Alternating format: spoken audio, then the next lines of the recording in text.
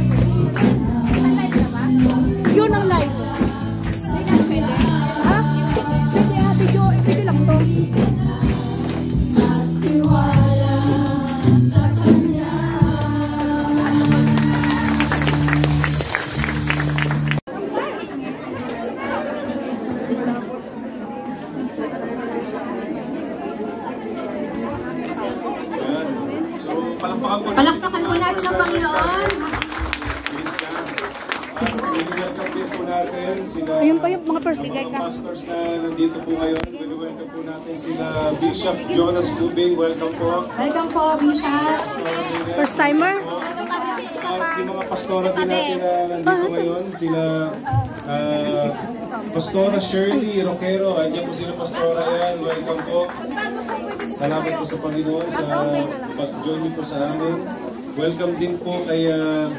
andiyan po ba si Pastora Relimar? Si Pastora Relimar from JLA. Ayan. Gusto po namin i-recognize. Si Pastora Merlin, yung pastora din natin dito sa JLA. Asan na sila, Pastora Merlin?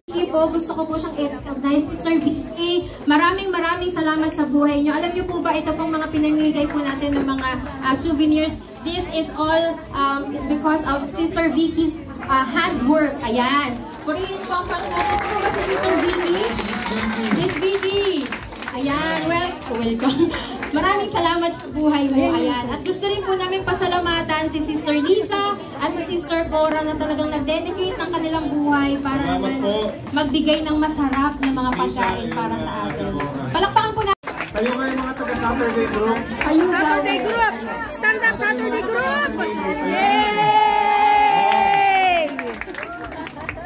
Nandiyan pala yung mga taga-Saturday group natin. And syempre po, gusto rin po namin i-recognize ang lahat ng mga JLA leaders and department heads. Nasa na kayo? Gutom na yung mga JLA leaders natin. And of everyone. Yay! She's our pioneering member. Since day one. Yan, purihin ng Panginoon sa buhay ng Ate Virgie. At sino po dito yung mga members natin na from Siong 1 days pa, way back 2001 to 2005? Pwede bang tumayo dyan? Sila Ate Gemma, sino pa?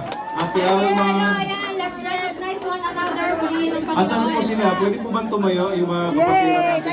Tayo. Dito nakatayo. Ate Virgie, lapit kayo dito. Ayan. Ate Gemma, asan na kayo? Sila Ate Alma, Ate Glenda, si Raquel. Ayan, yung mga 23 years members ng JLA. Palakpakan natin si Lord. Hallelujah. Yung mga matatagal na natin na member. Sige yan. Sila Ate Glens. Sino pa yung mga nandito? Sila Sister Raquel. Si Sis Edalyn, Sis Raquel. Ayan. Wow. Sila, ayan. They are the only remaining members of JLA since first year anniversary. Palakpakan po natin ang Panginoon. Ayan. Dito na sila nagkauban, mga kapatid. Yan. Sa JLA. Si Ate Crishel. Sino pa? Si Ate Glens. Si Ate Glenda. Yan. Praise God. So, alam niyo po mga kapatid, kung wala po yung mga leaders natin na ganito kasisipag, ay hindi po mapapatuloy ang gawain ng Panginoon.